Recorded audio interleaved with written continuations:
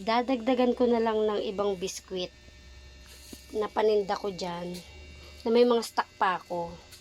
Yun, ilalagay ko dito. Yan, para may biscuit naman, hindi puro candy. Okay. Nandiyan siya sa aking kama. May tissue pa doon at may hangin. So, ayan na. Thank you, Lord, sa lahat po ng mga bumibili, suki ng tindahang ito. Kayo po ay naging malaking bahagi para mabuhay ako ng maayos. At naway nag-ano rin kayo sa mga paninda ko. Napakinabangan at talaga namang nakatulong. Yan, nakatulong din ang ating tindahan sa inyong mga pangangailangan sa araw-araw. Pare-pareho tayong nakatulong sa isa't isa. So, thank you, Lord, sa blessing sa buong taon na naman, 2023. Maraming salamat. At bilang simpleng pasasalamat, ay ibibigay ko ito sa mga bata. Ayan, 'di ba? Napakasimple lang. Pero sa buong isang taon na 'yon, pwede naman tayong makatulong sa ibang mga paraan, 'di ba? 'Yon. Ito bilang Pasko at madalas natutuwa, excited ang mga chikiting, kaya mas dagdagan natin yung saya nila ngayong Pasko. So, yan. Thank you, Lord, sa blessings. At ang mga blessings mo, isi-share ko rin po ng paunti-unti. Kasi hindi naman din ako ganun kaano. Ako ay isang mamamayang Pilipinong tindera lamang.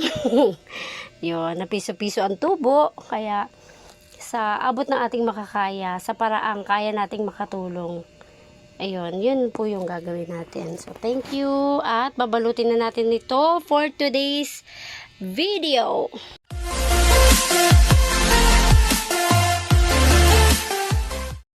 Meron nga rin pala akong mga coin purse, Mickey Mouse coin purse para sa mga favorite kong girls na kids na palaging bumibili. Dapat 12 pieces yan eh. Nadenggoy na ng sister-in-law ko. O, diba? Shout out kay Ate Shoni. Nikuha niya isa. So, ayan. May pink, may red.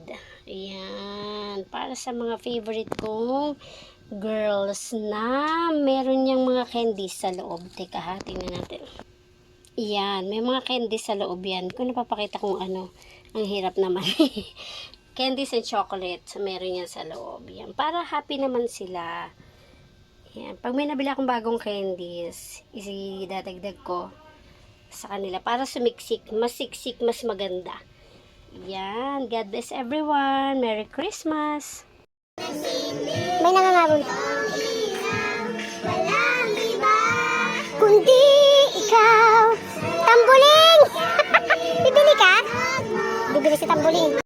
Hello mga best! Welcome back to my channel, Vida Vlog. And today is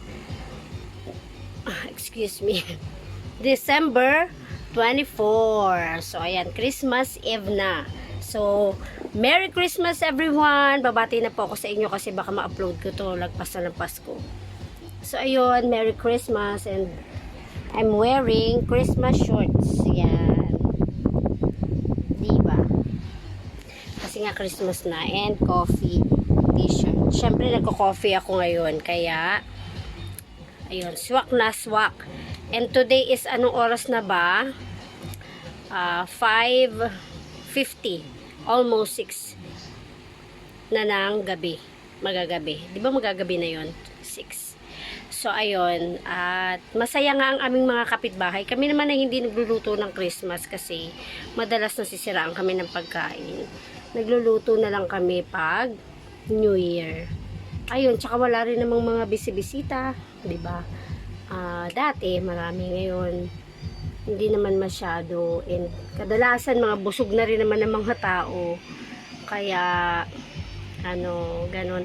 Nagtinda lang rin naman ako maghapon, tapos pero umidlip ako kanina kasi super pagod sa mga pinagagagawa ko. Nag-defrost na rin ako kahapon ng ref. Yun, sa susunod yung naman before New Year, yung freezer naman isa. So anyway, share ko lang ang buhay ng tindera. Kumusta kayo mga best? Magulong higaan kasi nga umidlip ako kanina.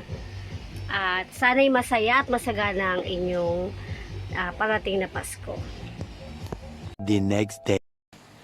Good morning mga best. Today is Christmas Day. Merry Christmas everyone. And nilabas ko na nga yung ibibigay ko sa mga kids. Ato ay nahulog yung isa. Ayan. May mga coin purse, candies. Yan. Meron din ako para sa mga nanay at tatay. Nagbalot lang ako ng konting mga asan ba yun? Mga ayuda natin. May sa mga nanay, meron tayong mga biscuits and everything, foods, ganyan, mga stuff dito sa store na pwedeng natin maipamigay. Kaya nga madilim eh.